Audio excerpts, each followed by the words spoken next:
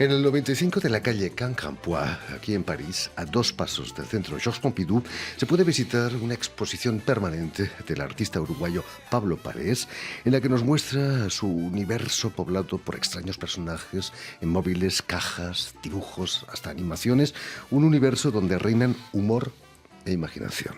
Y para hablarnos de esta exposición y de su trayectoria en el mundo del arte, Pablo Parés ha sido tan amable de venir a nuestros estudios. Buenas tardes, Pablo. Buenas tardes.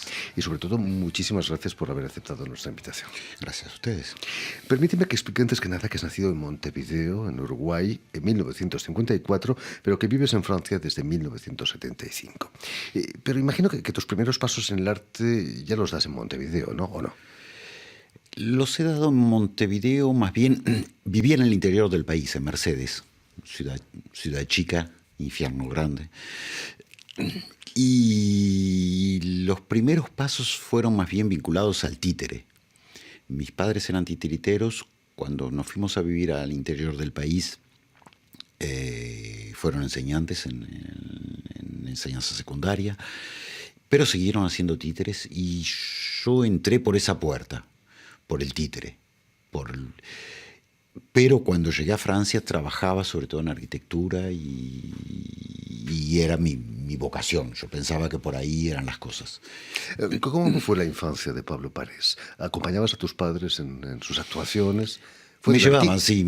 Mis padres tenían 2 actividades. Los títeres para comer, o sea que eran las familias que tenían derecho a pagarse un titiritero, un payaso, en los días de los cumpleaños de los hijos, y hay veces me llevaban cuando no podían dejarme con alguien, en fines de la tarde, y me llevaban con ellos y yo era el que ponía los discos en aquella época, el que ponía la música, el que prohibía a los niños dar la vuelta al teatrito, cosa que era un gran honor, era el jefe,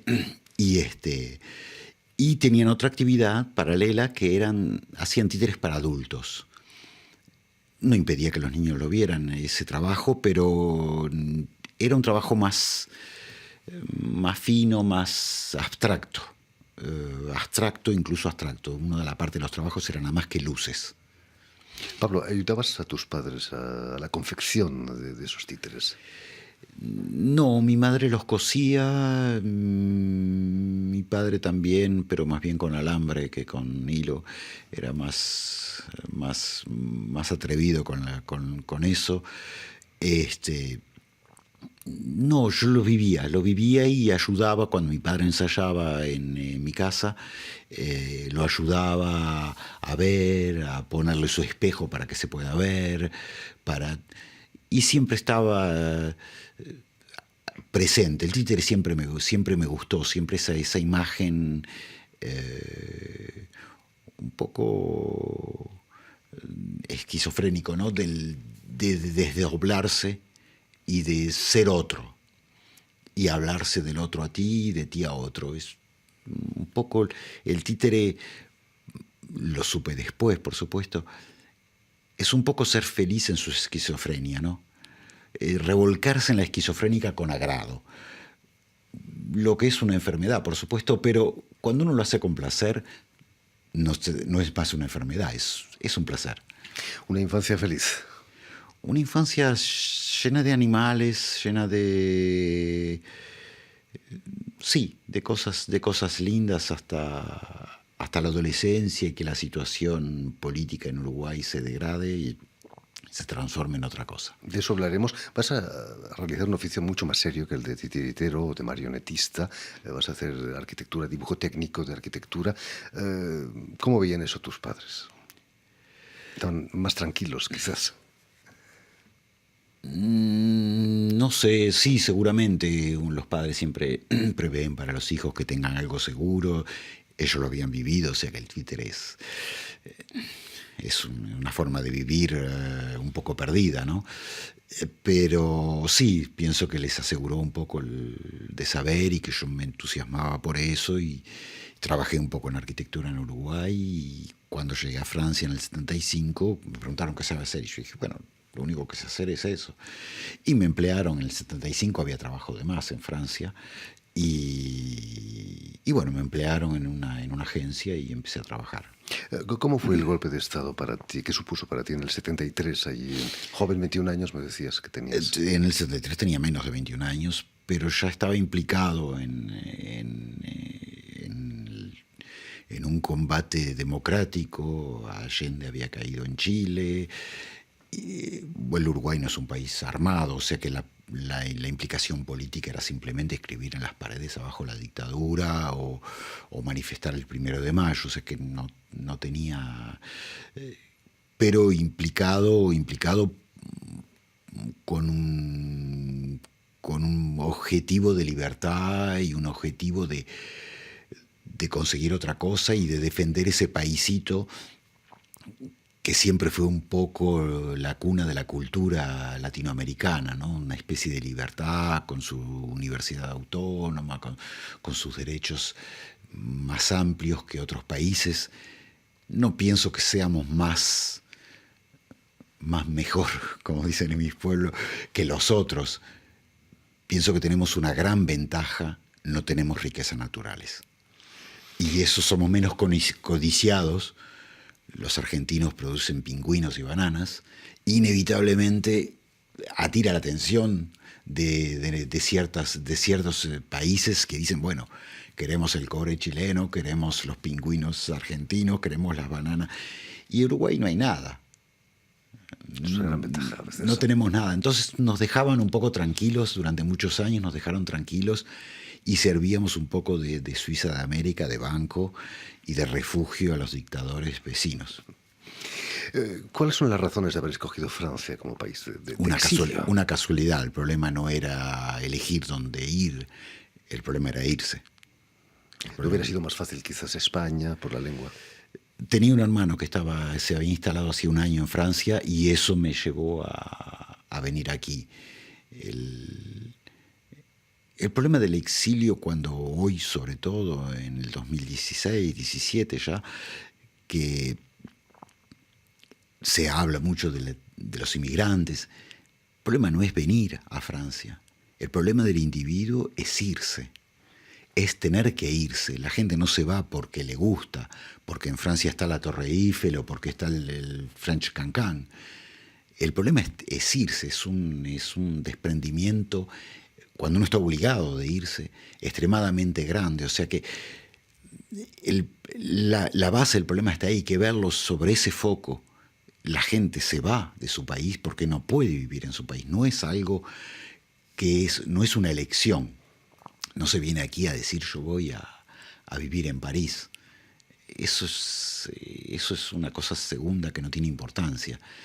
Llegué aquí y bueno, no sabía hablar francés, por supuesto, no sabía nada, aparte de lo que había hecho en el liceo, pero desgraciadamente... Imagino que te encontraste con los chilenos que habían llegado, los argentinos que estaban a punto de llegar. Los chilenos, los argentinos, los uruguayos, me encontré con una serie de gente, pero rápidamente me adapté. Pienso que tengo una forma un poco cameleón en mi cuerpo y me integré y mi amistad fue más hacia la gente donde vivía, conocer. Cuando logré aprender esa lengua me di cuenta que cuando la hablaba, me di cuenta que no sabía porque... La lengua es un medio de comunicación, es un martillo, pero sin clavos y sin madera no alcanza. Y lo que me interesó inmediatamente fue, ahora que sé decirles bonjour y cómo están, y bueno, aprender por qué comen quesos que huelen feo, o sea, la cultura. Y por ahí me metí a aprender, a tratar de aprender algo que es inmenso, la cocina, el vino, las formas de saludar, las formas de protestar, el francés las conoce muy bien, y la forma de ser amable, un poco hipócrita hay veces, saludos muy amables, pero son más bien superficiales. Toda esa esos detalles que hacen que un pueblo es un pueblo y que bueno, y que tiene su valor y que tiene sus riquezas como todos los pueblos, ¿no? El arte que haces desde los años 80 quizás es una especie está causado por la nostalgia de tu Uruguay perdido. Esas Hay marionetas nostalgia, de tus padres. hay nostalgia. El, el uruguayo es nostalgia. El tango es nostalgia, el uruguayo ya es nostalgia de su inmigración anterior. Somos todos nietos o bisnietos máximo de un inmigrante. O sea que hay una melancolía en el uruguayo que pienso que yo llevo en mí y que defiendo, que no me molesta. Mi trabajo más bien, o sea, se concretizó, se amalgamó en los años 80, cuando yo seguía trabajando, a pesar de trabajar en arquitectura en Francia, seguía haciendo títeres y trataba de ilustrar. Y un buen día dejé la arquitectura por razones profesionales y porque me parecía un negocio muy, muy feo, muy, muy tramposo, y amalgamé, o sea que dije, ¿por qué no voy a construir yo mis cosas poniéndole títeres adentro, sin reglas? La arquitectura es ordenado, si haces alojamientos es una trama de 2,50 metros, si haces, o sea, las leyes, las salidas, o sea, yo puedo inventar y construir mis edificios, bueno, chiquitos, pero son edificios, o casitas, o bueno, no sé, son mis cosas, y por dentro ponerle un personaje. Y pienso que es la amalgama de eso, de las dos cosas, de la arquitectura y los títeres. Casi siempre, o a 99,9% en mis esculturas, hay un personaje que para mí es la escala de la arquitectura. O sea, hay una estructura móvil con un motor, con luces, que dan una escenografía, como la ciudad, como un edificio, como el teatro. Pero hay siempre un personaje que él da la escala, que es irreal, por supuesto, no son 2 centímetros por metro, 5 o 10, es una escala poética, digamos, que da una relación y que lo hace sentir en el vacío o apoyado. Bien. Esa teatralidad, Pablo, ¿no es una especie de homenaje a tus padres, al trabajo de tus padres? En cierta forma, sí. Es una forma de reconocer lo que han hecho, lo que han vivido ellos, porque también ellos vinieron a Francia después del golpe de Estado y se llegaron a los 50, 60 años. No es lo mismo que llegar a 21, ¿no? A 21 uno empieza su vida y bueno, y aquí estoy como pescado en mi río. ¿Qué te dijeron cuando les dijiste que eras taxidermista de pompas de jabón? Empailleur de pompes de jabón. Embalsamador de pompas de jabón. Es una profesión difícil. Muy paradoxalmente es una profesión que para ejercerla hay que cerrar los ojos y mirar. Y para verla hay que mirarla. Si no la ves, cuando yo le digo a la gente y les doy mi carta de visita y está marcado embalsamador de pompas de jabón, todo, ¿no? ¿Y de qué se trata? Y hay que verlo.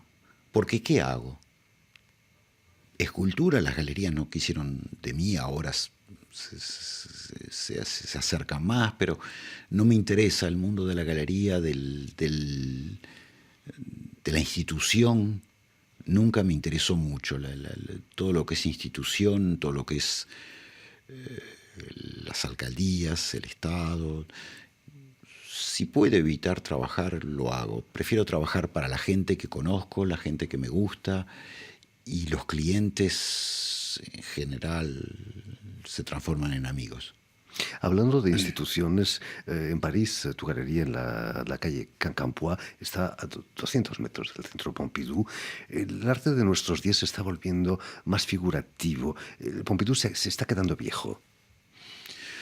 Pompidou, desde la última reforma que hicieron cuando separaron lo que era Pompidou, que yo conocía a la inauguración, porque ya estaba en Francia cuando se inauguró, que era un centro de cultura, de comunicación, donde venía Muná, el Don Quijote francés, a gritar sus cosas y a discutir. Y yo iba a Pompidou como iba al café, subía, tomaba mis clases de lenguas otras que no sean francés, porque ya me quería aprender otras, y entraba, salía, miraba un libro, volvía, un poco como uno va al Louvre. Voy a ver un cuadro, lo miro y me voy. Desde luego, Pompidou se transformó en una institución ahora. Es un restaurante de lujo, la biblioteca está separada, los alumnos, la gente que va a estudiar hacen cola aparte en el frío. Todo esto se transformó, y el arte con ello se transformó en una institución que da a ganar dinero. Se ha divinizado, en cierto modo, ¿no? ¿Cómo? Se ha divinizado, es algo más divino. Se divinizado, se rentabilizó. Se rentabilizó. Rentabilizaron el arte porque se dieron cuenta que se puede ganar dinero. Que da a ganar dinero. Y se transformó, pienso, en algo que es, bueno, que da dinero. Que da dinero. La comisión de una galería es 50%. No está mal. No está mal. Algún crítico ha dicho de tu trabajo que tiene unas gotas de Calder, los colores de Miró o el trazo fuerte de Picasso. En el fondo no hay nada nuevo bajo el sol, ¿no? No hay nada nuevo. La idea es sí, Miró, Calder, son mis padres también. Son mis padres.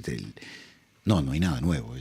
No hago nada más que hacer con mis manos lo que ellos hicieron con su pintura o con sus fierros. Solamente son mis manos y decirme que yo hago lo que yo hago y ellos hicieron lo que hicieron. Pero somos primos hermanos, pienso, sí. En fin, pues ya lo saben, tienen una cita en el 95 de la calle Quincampoix, la rue Quincampoix, a 200 metros del centro Pompidou, para visitar ese universo magnífico, maravilloso, lleno de humor, de los móviles, las cajas y los dibujos del uruguayo Pablo Parés. Muchísimas gracias por haber estado aquí con nosotros, Pablo. Y si quieres volver a escuchar íntegramente esta emisión o incluso verla en vídeo, porque hoy la radio la podemos ver en vídeo, lo puedes hacer en nuestra página web RFI en español, en YouTube, naturalmente, o en la página Facebook de la emisión El Invitado de RFI, que es como se llama esta emisión. Y sobre todo, permíteme que dé las gracias a Elena Abril, quien ha estado detrás de los cristales a cargo de la realización de esta emisión. Gracias de nuevo, Pablo, y mucho éxito aquí en París. Gracias a ustedes.